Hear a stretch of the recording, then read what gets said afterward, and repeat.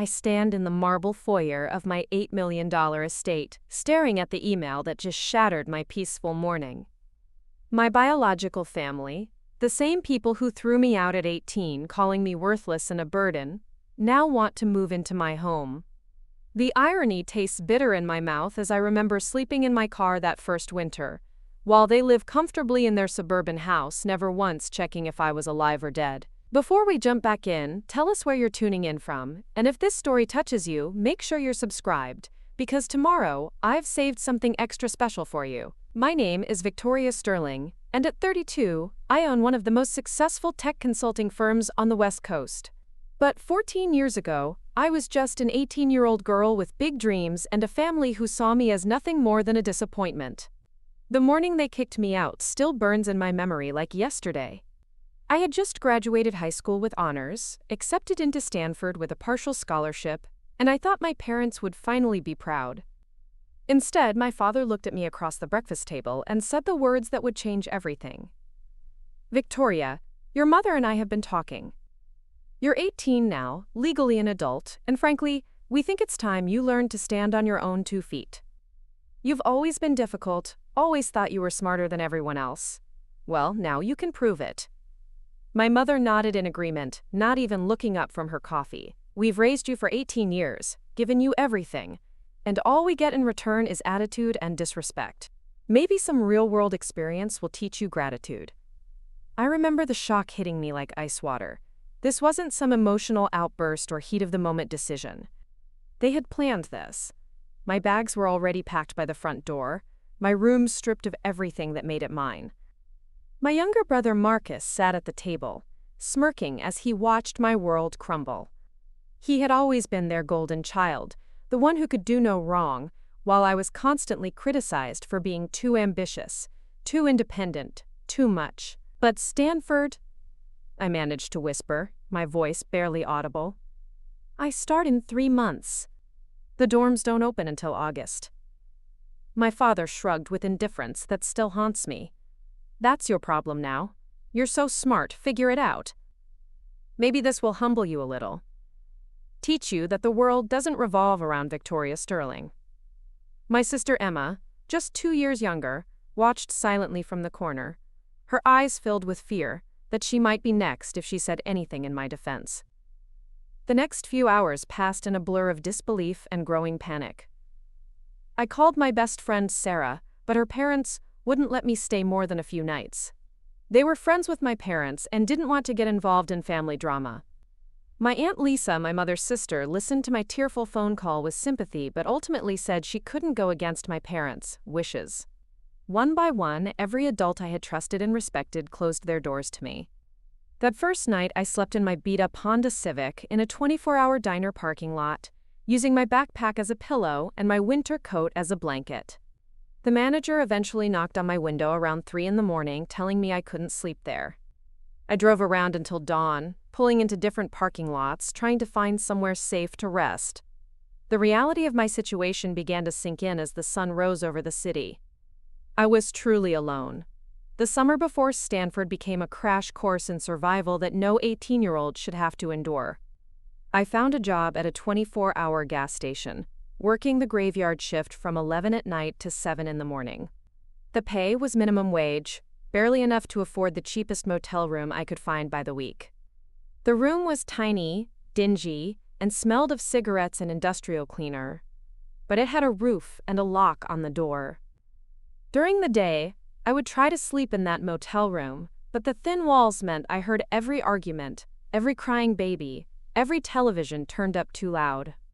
I survived on ramen noodles, peanut butter sandwiches, and whatever expired food the gas station was throwing away that I could convince my manager to let me take home. I lost 15 pounds that summer, not from choice, but from necessity. Preparing and narrating this story took us a lot of time, so if you are enjoying it, subscribe to our channel. It means a lot to us. Now back to the story.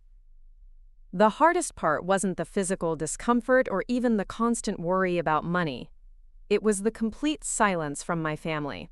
Not a single phone call, text message, or email asking if I was okay. I would drive past our house sometimes, seeing the warm glow of lights in the windows, Marcus's car in the driveway, and life continuing exactly as it had before, as if I had never existed at all. They had erased me so completely that I began to wonder if I had imagined the 18 years I had lived in that house. August couldn't come fast enough.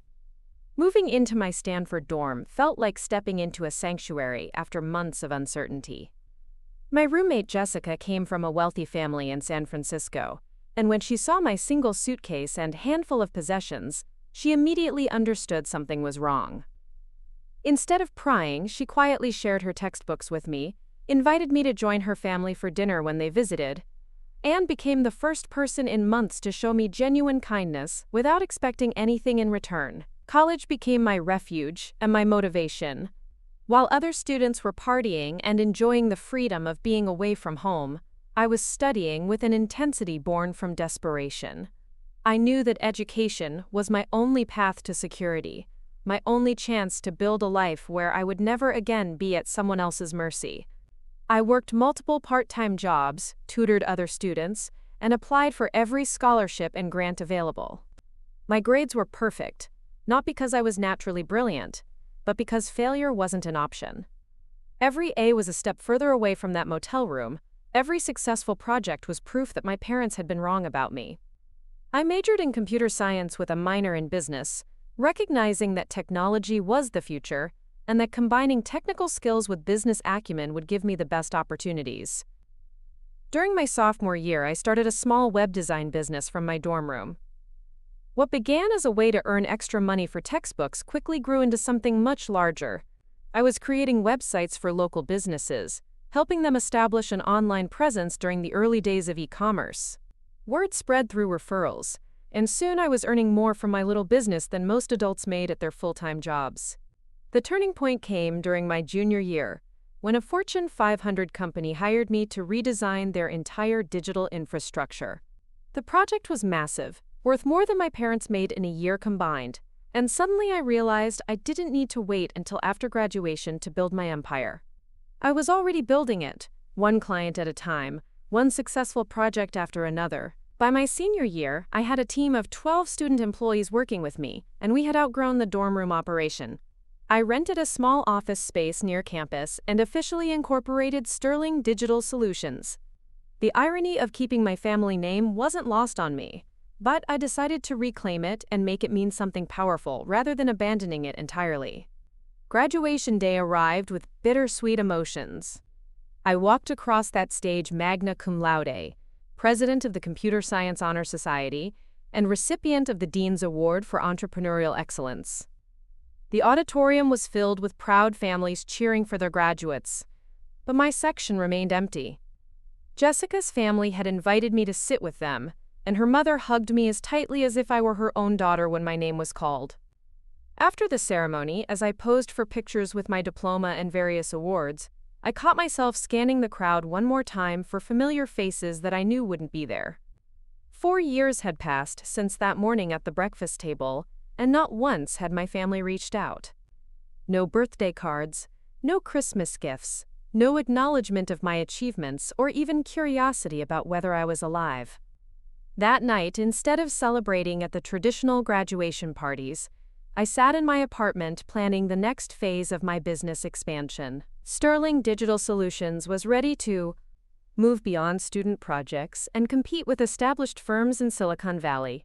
I had saved nearly $200,000 during college, living frugally and reinvesting every penny of profit back into the company. The transition from college entrepreneur to serious business owner happened faster than I had anticipated. Within 6 months of graduation, I had landed contracts with 3 major tech companies who needed help navigating the rapidly evolving digital landscape. My team had grown to 25 employees, and we moved into a sleek office building in downtown San Jose. What set Sterling Digital Solutions apart wasn't just our technical expertise, but our understanding of how technology could transform entire business models. While other consulting firms focused on fixing existing problems, we helped companies reimagine their futures. We didn't just build websites. We created digital ecosystems that revolutionized how our clients connected with their customers. The success came with sacrifices that I had learned to make during those months of homelessness. While my employees went home to families and social lives, I worked 16-hour days, driven by a fear of failure that I could never quite shake. The memory of sleeping in my car served as both motivation and warning, reminding me that security was never guaranteed and success had to be earned every single day. By age 25, Sterling Digital Solutions had become one of the most sought-after consulting firms on the West Coast. We had helped launch some of the most successful startups of the decade and had transformed legacy companies into digital powerhouses. My personal net worth had crossed the $1 million threshold, a number that once seemed impossible for a girl who had been kicked out with nothing but a backpack and broken dreams. The growth continued at an almost overwhelming pace. We expanded to offices in Los Angeles and Seattle, hired specialists in emerging technologies like artificial intelligence and blockchain, and began attracting clients from across the globe. Forbes featured me on their 30 Under 30 Inches list, calling me a visionary who had redefined what technology consulting could accomplish. But success brought unexpected challenges. The more visible I became in the business world, the more I worried that my family would eventually see my name in articles or interviews. Part of me wondered if they ever thought about the daughter they had thrown away, if they ever regretted their decision or felt curious about what had become of me. Another part of me hoped they would see my success and realize how wrong they had been. The validation I had once desperately sought from my parents now came from clients, industry peers, and the talented team I had built. When a CEO thanked me for saving their company, when a startup founder credited our work with their successful IPO, when my employees told me that working at Sterling Digital Solutions was the best job they had ever had, I felt the kind of pride that no family approval could have matched. At 28, I made the decision to diversify beyond consulting and began investing in promising startups. My experience helping companies navigate digital transformation had given me an eye for recognizing potential before others saw it. 3 of my first 5 investments were acquired by major tech giants within 2 years, returning more than 10 times my initial investment. The money was no longer about survival or even comfort. It had become a way of keeping score, proof of my value in a world that had once deemed me worthless. Every million added to my net worth was another step away from that 18-year-old girl who had been deemed unworthy of her own family's love and support. By 30, I owned a portfolio of successful businesses, had investments in dozens of promising startups, and had accumulated enough wealth to last several lifetimes. The scared teenager who had slept in her car had become a force in the technology industry, someone whose opinion was sought by major corporations and whose investment decisions could launch or doom emerging companies. The estate I eventually purchased was more than just a home. It was a statement. $8 million bought me 20,000 square feet of custom-designed luxury on 10 acres of meticulously landscaped grounds. The house featured 12 bedrooms, 15 bathrooms, a home theater, a wine cellar, an indoor pool, and a tennis court. It was everything my teenage self had dreamed of during those cold nights in motel rooms. But beyond the obvious luxury, the estate represented something deeper: absolute security. No one could ever again tell me where I could or couldn't live. No one could pack my bags and leave them by the door. This was my sanctuary, my fortress, my proof that the girl they had thrown away had built something magnificent from nothing. The irony wasn't lost on me that I had enough space in my home to house several families comfortably, while I lived there alone most of the time. The guest wings remained empty except when I hosted business events, or the occasional visit from Jessica and her family, who had remained close friends throughout the years. Standing in my marble foyer this morning, reading that email from my sister Emma, I'm transported back to that breakfast table 14 years ago. The girl who was once deemed worthless is now being asked to provide shelter for the very people who had refused to give her any. The family who had watched me drive away with everything I owned in a backpack now needs the security and comfort that I have built for myself. The email is carefully worded, full of vague references to financial difficulties and family obligations, but devoid of any acknowledgement of the past or apology for their treatment of me. They need a place to stay, and apparently my success has not gone unnoticed. After 14 years of silence, they have finally found a reason to remember that Victoria Sterling exists. As I set down my phone and walk through the halls of my beautiful home, I can't help but smile at the twisted irony of the situation. The worthless daughter they discarded has become their potential salvation, and they're about to learn that success has taught me something they never did: the power of choice. The weeks following Emma's email brought a flood of memories I had carefully buried beneath years of success and achievement. I found myself walking through my estate at odd hours, touching the marble countertops and mahogany railings, reminding myself that this was real, that I had truly built this life from nothing. The scared 18-year-old who had once begged for a place to sleep was now being courted by the same people who had deemed her worthless. Emma's follow-up messages became increasingly desperate and detailed. Apparently, my father's accounting firm had been investigated for tax fraud, and while he wasn't criminally charged, the scandal had destroyed his reputation and client base. My mother's real estate business had collapsed during the market downturn, and they had been forced to sell their suburban home to pay legal fees and mounting debts. Marcus, their golden child, had lost his job at a tech startup when the company folded, and his gambling addiction had consumed what little savings he had left. The family that had once seemed so secure, so self-righteous in their superiority over me, had crumbled in ways I could never have imagined. They were facing eviction from their rental apartment and had nowhere else to turn.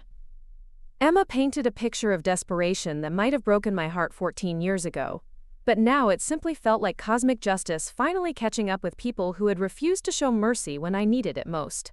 I decided to visit my old neighborhood before making any decisions about their request. Driving through the familiar streets in my Tesla, I barely recognized the area where I had grown up. The houses seemed smaller, the lawns less manicured, the entire environment diminished somehow. When I pulled up in front of my childhood home, now occupied by strangers, I sat in my car for nearly an hour, remembering the girl who had once believed these people's approval was the most important thing in the world. The current owners had painted the house a cheerful yellow and added a playground in the backyard. Children's bikes were scattered on the front lawn, and I could hear laughter coming from the garden. This house, which had once felt like a prison of impossible expectations, now radiated the warmth and joy that had been so absent during my years there. New families had transformed it into what it should have always been: a home filled with love and acceptance. My phone buzzed with another message from Emma, this time including photos that were clearly meant to manipulate my emotions. Pictures of my parents looking aged and worn, Marcus appearing thin and defeated, and Emma herself holding her two young children while standing in front of a cramped apartment building. The contrast between their current circumstances and my palatial estate wasn't lost on me, but neither was the memory of how they had celebrated my departure 14 years ago. That evening, I called Jessica, now a successful lawyer in San Francisco, and still my closest friend. We had maintained our bond throughout the years, and she had become something of a chosen sister to me. When I explained the situation, her reaction was immediate and fierce. "Victoria, you don't owe them anything. They made their choice when they threw you out. The fact that karma has come around to bite them doesn't make you responsible for fixing their problems." But Jessica also knew me well enough to understand that I was struggling with more than just the practical decision. "You're not that scared 18-year-old anymore," she reminded me gently. "You have the power now, which means you also have the choice to be better than they were. Whatever you decide, make sure it's for the right reasons and protects the incredible life you've built." The next morning brought an unexpected visitor to my estate. My security system alerted me to someone at the front gate, and when I checked the camera, I was shocked to see my father standing there, looking older and more fragile than I had imagined. He wasn't the imposing figure who had dismissed my dreams and thrown me out. He was just an elderly man in an ill-fitting suit, clutching a manila envelope and shifting nervously from foot to foot.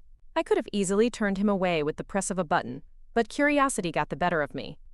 After 14 years of silence, what could Richard Sterling possibly have to say to the daughter he had deemed worthless? I opened the gate and watched through my security monitors as he walked slowly up the winding driveway, his eyes growing wider with each step as he took in the magnitude of what I had built. When I opened the front door, we stood looking at each other for several long moments without speaking. Up close, the years had not been kind to him. His hair was completely gray now, his face lined with stress and disappointment, and his once confident posture had been replaced by the defeated slouch of a man who had lost everything he thought defined his worth. "Victoria," he said finally, his voice barely above a whisper. "You look successful." The understatement was so profound that I almost laughed, but there was something pathetic about his attempt to minimize my obvious prosperity that killed any humor I might have found in the moment. He was still trying to diminish me, even while standing in my foyer and asking for my help. I led him to my study, a room lined with awards, framed articles about my company, and photographs of me with world leaders and industry titans. I wanted him to see everything he had missed, every achievement he had dismissed in advance, every moment of triumph that he had forfeited the right to witness. His eyes moved around the room with growing astonishment, and I watched him realize that his worthless daughter had become everything he had never thought possible. "I brought some documents," he said, opening the manila envelope with shaking hands. "Financial statements, legal papers, proof that we're really in trouble. I know we haven't, that things ended badly between us, but we're family, Victoria. Family helps family." The irony of his words hung in the air between us like a toxic cloud. This man who had redefined family as conditional love based on compliance was now invoking blood ties, as if they had never been severed. I took the documents he offered and spread them across my desk, examining their financial situation with the same analytical mind that had built my business empire. The numbers told a story of spectacular financial collapse, poor decisions, and the kind of desperation that makes people reach out to daughters they had thrown away. They weren't just asking for temporary help. They needed someone to completely rebuild their lives from scratch. "You want to move into my home?" I said, not as a question but as a statement of fact. "The same home that you said I would never be able, have always been. A home filled with love and acceptance." My phone buzzed with another message from Emma, this time including photos that were clearly meant to manipulate my emotions. Pictures of my parents looking aged and worn, Marcus appearing thin and defeated, and Emma herself holding her 2 young children while standing in front of a cramped apartment building. The contrast between their current circumstances and my palatial estate wasn't lost on me, but neither was the memory of how they had celebrated my departure 14 years ago. That evening, I called Jessica, now a successful lawyer in San Francisco, and still my closest friend. We had maintained our bond throughout the years, and she had become something of a chosen sister to me. When I explained the situation, her reaction was immediate and fierce. "Victoria, you don't owe them anything. They made their choice when they threw you out. The fact that karma has come around to bite them doesn't make you responsible for fixing their problems." But Jessica also knew me well enough to understand that I was struggling with more than just the practical decision. "You're not that scared 18-year-old anymore," she reminded me gently. "You have the power now, which means you also have the choice to be better than they were. Whatever you decide, make sure it's for the right reasons and protects the incredible life you've built." The next morning brought an unexpected visitor to my estate. My security system alerted me to someone at the front gate, and when I checked the camera, I was shocked to see my father standing there, looking older and more fragile than I had imagined. He wasn't the imposing figure who had dismissed my dreams and thrown me out. He was just an elderly man in an ill-fitting suit, clutching a manila envelope and shifting nervously from foot to foot. I could have easily turned him away with the press of a button, but curiosity got the better of me. After 14 years of silence, what could Richard Sterling possibly have to say to the daughter he had deemed worthless? I opened the gate and watched through my security monitors as he walked slowly up the winding driveway, his eyes growing wider with each step as he took in the magnitude of what I had built. When I opened the front door, we stood looking at each other for several long moments without speaking. Up close, the years had not been kind to him. His hair was completely gray now, his face lined with stress and disappointment, and his once confident posture had been replaced by the defeated slouch of a man who had lost everything he thought defined his worth. "Victoria," he said finally, his voice barely above a whisper.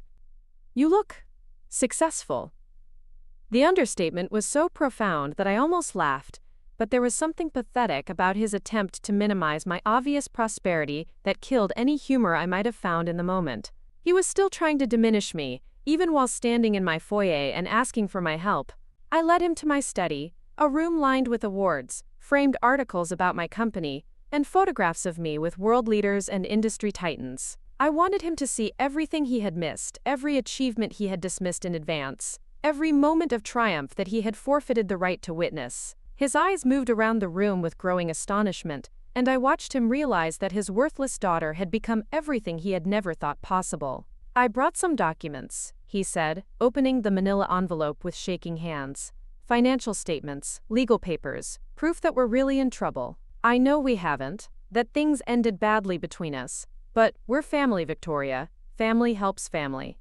The irony of his words hung in the air between us like a toxic cloud. This man who had redefined family as conditional love based on compliance was now invoking blood ties, as if they had never been severed.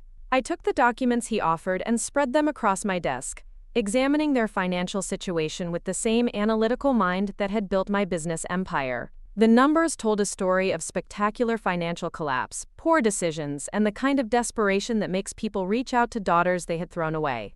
They weren't just asking for temporary help. They needed someone to completely rebuild their lives from scratch. "You want to move into my home?" I said, not as a question but as a statement of fact. "The same home that you said I would never be able, have always been.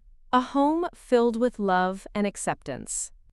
My phone buzzed with another message from Emma, this time including photos that were clearly meant to manipulate my emotions. Pictures of my parents looking aged and worn, Marcus appearing thin and defeated, and Emma herself holding her 2 young children while standing in front of a cramped apartment building. The contrast between their current circumstances and my palatial estate wasn't lost on me, but neither was the memory of how they had celebrated my departure 14 years ago. That evening, I called Jessica, now a successful lawyer in San Francisco, and still my closest friend. We had maintained our bond throughout the years, and she had become something of a chosen sister to me. When I explained the situation, her reaction was immediate and fierce. "Victoria, you don't owe them anything. They made their choice when they threw you out. The fact that karma has come around to bite them doesn't make you responsible for fixing their problems." But Jessica also knew me well enough to understand that I was struggling with more than just the practical decision. "You're not that scared 18-year-old anymore," she reminded me gently. "You have the power now, which means you also have the choice to be better than they were. Whatever you decide, make sure it's for the right reasons and protects the incredible life you've built." The next morning brought an unexpected visitor to my estate. My security system alerted me to someone at the front gate, and when I checked the camera, I was shocked to see my father standing there, looking older and more fragile than I had imagined. He wasn't the imposing figure who had dismissed my dreams and thrown me out.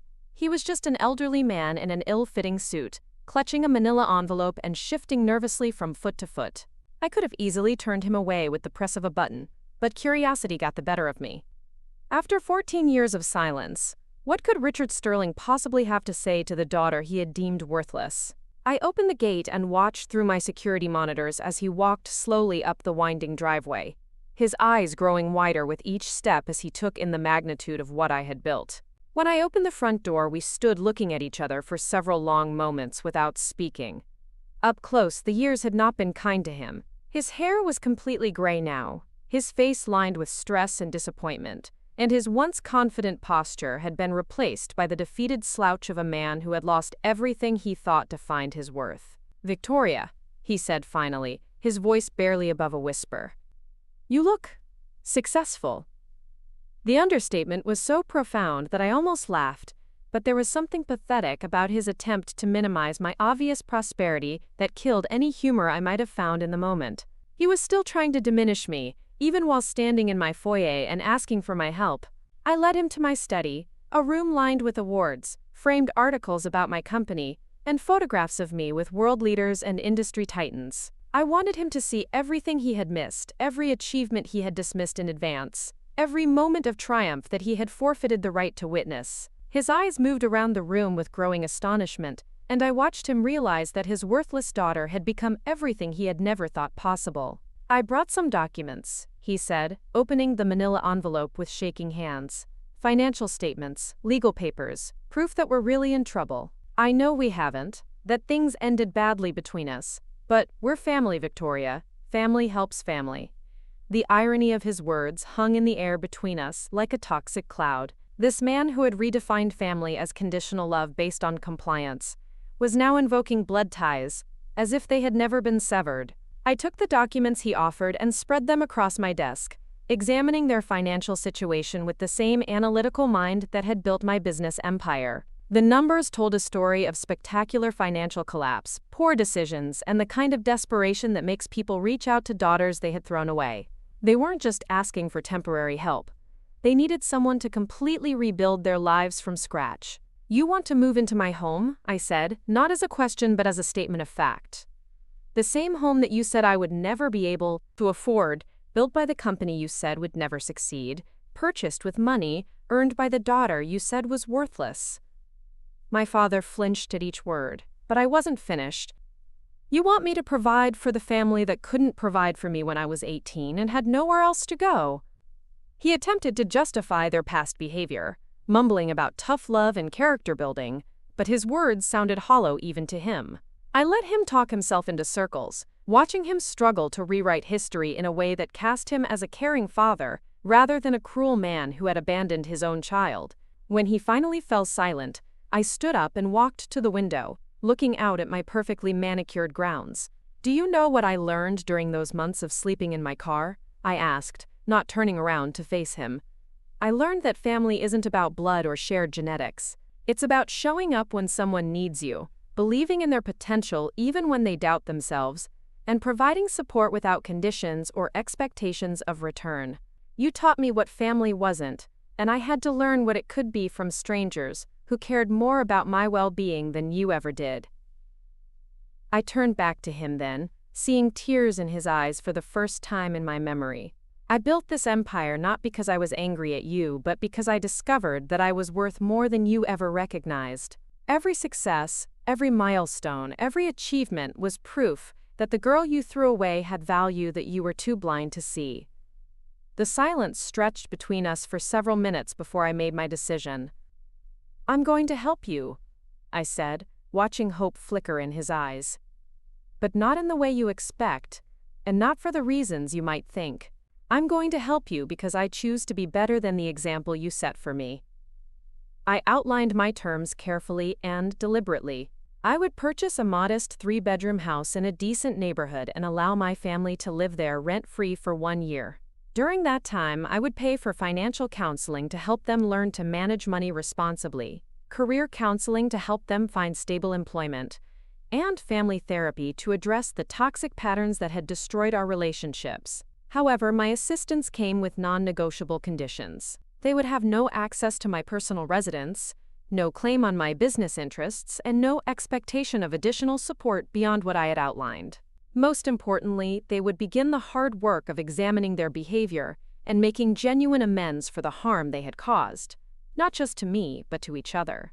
"This isn't about forgiveness," I explained to my father's confused expression. "Forgiveness is something I've given myself by building a life so beautiful that your rejection no longer has power over me. This is about me choosing to use my success to break the cycle of cruelty that you perpetuated, not because you deserve it, but because the people I've become deserves to make choices based on compassion rather than revenge." My father left that day with a cashier's check for the house down payment and a detailed contract outlining our arrangement. I watched him drive away in his battered sedan, and for the first time in 14 years I felt something resembling peace about my family situation. Not reconciliation, not forgiveness in the traditional sense, but a resolution that allowed me to remain true to the values I had developed, despite their example rather than because of it. The house hunting process took several weeks, during which I maintained careful boundaries about my involvement. I hired a real estate agent to work with them directly, established a budget that would provide comfort without luxury, and made it clear that all communications would go through my assistant rather than to me personally. I was helping them, but I wasn't allowing them back into my emotional life. When they finally moved into their new home, Emma sent me a message with photos of my parents and Marcus in their new living room, looking relieved but still somehow entitled. There was no gratitude in their expressions, no acknowledgement of the magnitude of what I had done for them, just the assumption that family obligation had finally been fulfilled. It was exactly the response I had expected, which made me grateful for the boundaries I had established. The real test came a month later when my mother showed up at my office, somehow having convinced my receptionist that she had an appointment. I found her sitting in my waiting room, examining the awards and accolades that lined the walls, with an expression I couldn't quite read. When she saw me, she stood up with the same expectant air I remembered from my childhood, as if my time and attention were things she had a right to demand. "Victoria, we need to talk," she said, following me into my private office without invitation. "This house arrangement is adequate, but we think there might be some misunderstandings about the longer-term situation." She had come to negotiate for more, to test the boundaries I had set, to see if the successful woman I had become was still the people-pleasing girl they had raised. I listened to her pitch for expanded support, additional financial assistance, and greater involvement in my life with the patience of someone who had learned to recognize manipulation in all its forms. When she finished, I simply said, "The terms of our arrangement are final. If you're not satisfied with what I've provided, you're welcome to make other arrangements." The shock on her face was almost comical. She had expected the old Victoria, the one who would bend herself into impossible shapes to earn scraps of approval. Instead, she found a woman who had learned that her worth wasn't negotiable, and her generosity had limits. "But we're your family," she said, as if those words were magic that could unlock unlimited access to my resources. "No," I replied calmly. "You're people who share my genetics and who raised me for 18 years before deciding I was disposable. The family I've chosen since then has shown me what love without conditions looks like, and it bears no resemblance to what you offered me." I stood up and walked to my office door, holding it open in clear dismissal. "I'm helping you because I choose to, not because I owe you anything. The moment you try to turn my compassion into obligation is the moment that help ends." That evening, I called a family meeting at Sterling Digital Solutions with the people who had become my chosen family over the years. Jessica flew down from San Francisco, and I gathered my key employees, several close friends from college, and my mentor from my early business days. These were the people who had celebrated my victories, supported me through challenges, and loved me without trying to change me into someone else. As I looked around the conference room at these faces, I realized that the scared 18-year-old who had been thrown out for being worthless had not only survived but had attracted a tribe of extraordinary people who saw her value clearly. My biological family's rejection had forced me to learn that love was a choice, not an obligation, and that the most powerful relationships were built on mutual respect and genuine affection rather than genetic accident. The meeting wasn't about my family situation specifically, but about celebrating the life I had built and acknowledging the people who had made it possible. We talked about upcoming business ventures, planned a group vacation to celebrate our latest successful IPO, and simply enjoyed being together in a way that felt natural and unconditional. Later that night, alone in my estate, I walked through the rooms that had once felt too large and empty but now felt exactly right. This house wasn't just a symbol of my success. It was a sanctuary I had created for the person I had become. My biological family could live in the house I had purchased for them, but this space would remain mine, a testament to the truth that worthless daughters sometimes become priceless women. The girl who had once begged for acceptance was gone, replaced by a woman who had learned to create her own validation. The family who had thrown me away could now live off my generosity, but they would never again have the power to define my worth. I had broken the cycle, not through revenge or bitterness, but by becoming someone so secure in her own value that their opinions had become irrelevant. As I prepared for bed in my beautiful home, surrounded by the life I had built from nothing, I felt grateful for every moment of struggle that had brought me to this point. Being kicked out at 18 had been the best thing that ever happened to me, though I could never have seen it at the time. It had forced me to discover that I was capable of far more than anyone, including myself, had ever imagined. Tomorrow would bring new challenges, new opportunities, and new chances to choose compassion over cruelty, strength over bitterness, and love over fear. The worthless daughter they had discarded had become a woman of immeasurable worth, and that transformation was a gift no one could ever take away. 3 months into their new living arrangement, I received an unexpected phone call that would test everything I had learned about boundaries and self-worth. Marcus, my brother who had once smirked at my downfall, was on the other end of the line, his voice shaking with what sounded like genuine emotion. He wasn't calling to ask for more money or negotiate better terms. Instead, he wanted to apologize. "Victoria, "I know I have no right to call you directly," he began, his words tumbling out in a rush. "But I've been going to those therapy sessions you required, and I'm starting to understand things I never saw before. I was a coward when Dad kicked you out. I watched them destroy you, and I did nothing because I was afraid they'd turn on me next. I was 18 too, but that's not an excuse. I should have stood up for you." The conversation lasted nearly 2 hours, during which Marcus revealed details about our family's dysfunction that I had been too young to fully understand at the time. He talked about the pressure he had felt to be perfect, the way our parents had used his achievements to diminish mine, and the guilt he had carried for years about the role he had played in my exile. Most surprisingly, he spoke about how watching my success from afar had forced him to confront his own failures and addictions. "When I read about your company in Forbes, when I saw you on those business shows, I felt proud and ashamed at the same time," he admitted. "Proud because you're my sister and you accomplished something incredible. Ashamed because I knew I had no right to claim any connection to your success. You did all of this despite us, not because of us, and that's a hard truth to swallow."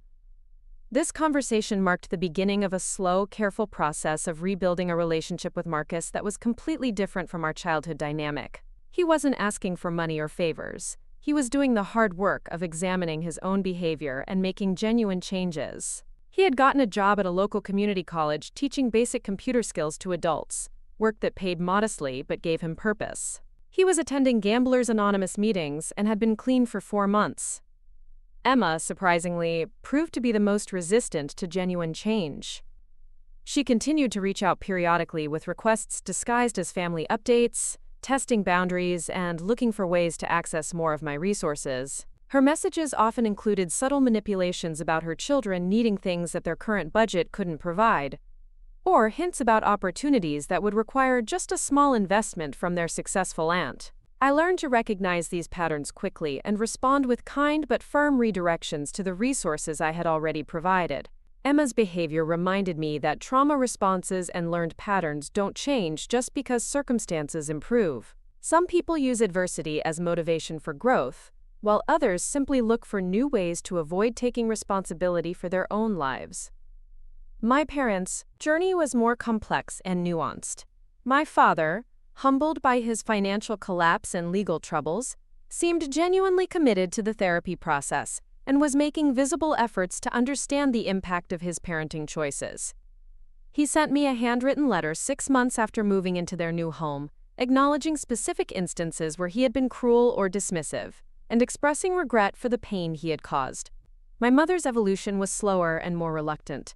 She attended the required therapy sessions but often spoke about them as if they were an inconvenience rather than an opportunity for growth.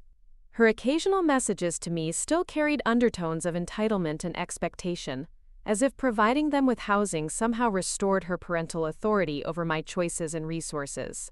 The real breakthrough came when I decided to fund a scholarship program at my old high school for students aging out of foster care or facing homelessness. The Victoria Sterling Foundation for Educational Resilience would provide not just tuition assistance, but comprehensive support including housing, mentorship, and career guidance. I wanted to ensure that other 18-year-olds facing impossible circumstances would have opportunities I had been forced to create for myself. The scholarship announcement made local news, and suddenly my parents were confronted with public recognition of both my success and the implicit criticism of their treatment of me. Friends and former neighbors who remembered the smart Sterling girl who had disappeared after high school began connecting the dots. The community that had once known me as Richard and Elizabeth's difficult daughter now saw me as a self-made millionaire philanthropist who was helping vulnerable young people. At the scholarship ceremony, I stood before an audience of educators, community leaders, and the first 10 recipients of the program. Among the faces in the crowd, I spotted my parents sitting in the back row. They had come without invitation or announcement, perhaps hoping to somehow claim reflected glory from my achievements, or maybe genuinely wanting to witness this moment. During my speech, I talked about the transformative power of believing in young people, even when they don't fit conventional molds of success. I spoke about the importance of providing second chances and safety nets for those who had been failed by the systems meant to protect them. I didn't mention my own story directly, But everyone who knew our family history understood the personal foundation behind my passion for this cause. After the ceremony, my parents approached me cautiously, clearly uncertain about their reception. My father looked uncomfortable but determined, while my mother seemed nervous about the public setting and the possibility of being snubbed in front of people who might recognize them. "Victoria, that was a beautiful speech," my father said, his voice carrying a humility I had never heard before. "Those kids are lucky to have your support. I hope you know how proud we are of what you've accomplished." The words were right, but I could see the struggle behind them, the effort it took for him to acknowledge my success without qualification or diminishment. I thanked them for coming and kept the conversation brief but cordial. This public setting wasn't the place for deep family discussions, but their presence felt significant. They had chosen to be there, to be seen supporting something that was clearly meaningful to me, even though it highlighted their own failures as parents. The scholarship program became one of my most fulfilling endeavors, allowing me to transform my own painful experience into opportunities for others. Working with the recipients reminded me constantly of my own journey and reinforced my belief that circumstances don't determine destiny. Choices do. These young people, facing challenges that paralleled my own, were hungry for opportunity and grateful for support in ways that humbled and inspired me. One scholarship recipient, Maria, reminded me particularly of my younger self. She had been kicked out by religious parents who couldn't accept her sexuality and had been living in her car while finishing her senior year of high school. When she graduated as valedictorian and earned admission to UC Berkeley with my scholarship support, I saw my own story reflected in her triumph. "You saved my life," Maria told me at her high school graduation, "not just with the money, but by showing me that someone who starts with nothing can build everything. When I was sleeping in my car, I read about your company online, and it gave me hope that maybe I could survive this too."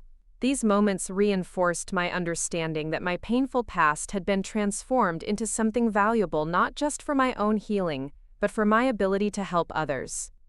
The worthless daughter who had been thrown away had become a beacon of possibility for young people facing similar rejection and abandonment. A year after implementing the scholarship program, I received an invitation that surprised me. Marcus asked if I would attend his one-year sobriety celebration at his Gamblers Anonymous group. He had apparently been telling his recovery story, which included acknowledging the harm he had caused to family members, and wanted me to be there as he received his chip. The recovery meeting was held in the basement of a community center. Nothing like the polished conference rooms and luxury venues where I usually spent my time. But sitting in that circle, listening to stories of addiction, recovery, and redemption, I felt more connected to authentic human experience than I had in many of my business dealings. When Marcus stood to receive his one-year chip, he talked about the shame he had carried for watching his sister be thrown out and doing nothing to help. He spoke about using gambling to numb the guilt and self-loathing that came from being complicit in family cruelty. Most importantly, he talked about learning that recovery meant taking responsibility for his actions and making amends where possible. "My sister Victoria is here tonight," he said, looking directly at me. "She owes me nothing, but she chose to help our family anyway when we were facing homelessness. That generosity, after everything we put her through, taught me more about real strength and character than anything else ever has. She's shown me what it looks like to break cycles instead of perpetuating them." Driving home from that meeting, I realized that my family's transformation was teaching me something unexpected. I had learned to live successfully without their approval or involvement, but watching some of them do genuine work to become better people added a new dimension to my understanding of family and forgiveness. The final test of our new dynamic came when Sterling Digital Solutions was acquired by a major tech conglomerate for $850 million. The news made national business headlines, and suddenly everyone knew that the local girl who had built a tech empire had just sold it for an almost unimaginable sum. My phone exploded with congratulatory messages from colleagues, friends, and acquaintances, but the call that surprised me most came from my father. Instead of asking for money or hinting at opportunities for increased support, he simply said, "Congratulations, Victoria. I know I have no right to feel proud of this achievement, but I want you to know that I am. You built something incredible, and you did it with character and integrity that I failed to teach you. You learned those things despite me, not because of me." The acquisition meant that I was now worth more than $1 billion, a number so large it almost felt abstract. But more importantly, it meant I had proven to myself and the world that the scared 18-year-old who had been deemed worthless had built something of permanent value. The money was just a way of keeping score. The real victory was in the transformation from victim to victor. With my newfound freedom from daily business operations, I expanded the Scholarship Foundation and began working on a book about resilience and self-worth. I wanted to share not just my success story but the emotional and psychological journey of rebuilding after devastating rejection. Too many young people were facing what I had faced, and too few were surviving it with their spirit intact. The book tour that followed its publication brought me into contact with thousands of people who had similar stories of family rejection, abandonment, and eventual triumph. Each conversation reinforced my belief that while we cannot control what happens to us, we can always control what we do with what happens to us. During one book signing, a young man approached me with tears in his eyes. "I've been sleeping in my car for 3 months since my parents kicked me out for being trans," he said. "Your book made me believe that I can build a life worth living, even if they never accept me."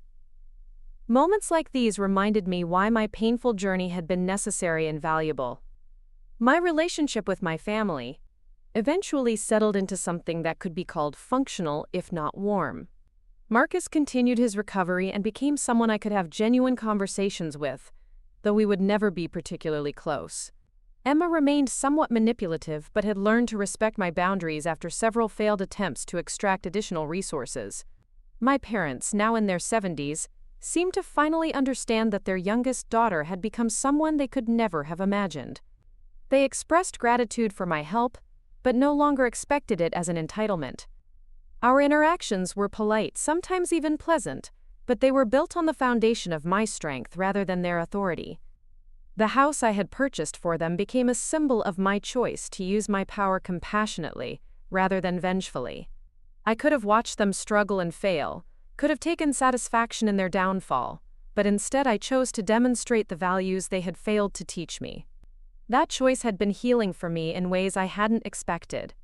5 years after that first desperate email from Emma, I stood in my estate's garden during a sunset that painted the sky in brilliant oranges and purples. The scared 18-year-old who had once slept in her car was now a philanthropist, best-selling author, and respected business leader. The family who had deemed her worthless now lived comfortably because of her generosity, not their righteousness. The transformation was complete, but it had never really been about them.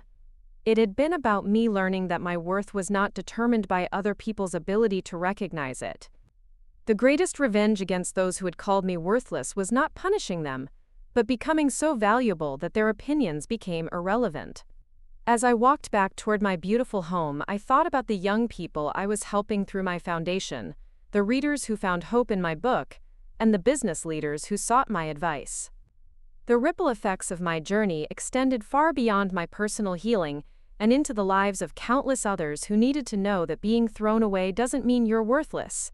It sometimes means you're meant to build something too big for small minds to contain. The girl who had been kicked out for being worthless had become a woman whose worth was measured not in dollars, though she had plenty of those, but in the positive impact she made on the world. That transformation was the greatest success story of all, and no one could ever take it away from her. Up next, you've got 2 more standout stories right on your screen. If this one hit the mark, you won't want to pass these up. Just click and check them out. And don't forget to subscribe and turn on the notification bell so you don't miss any upload from us.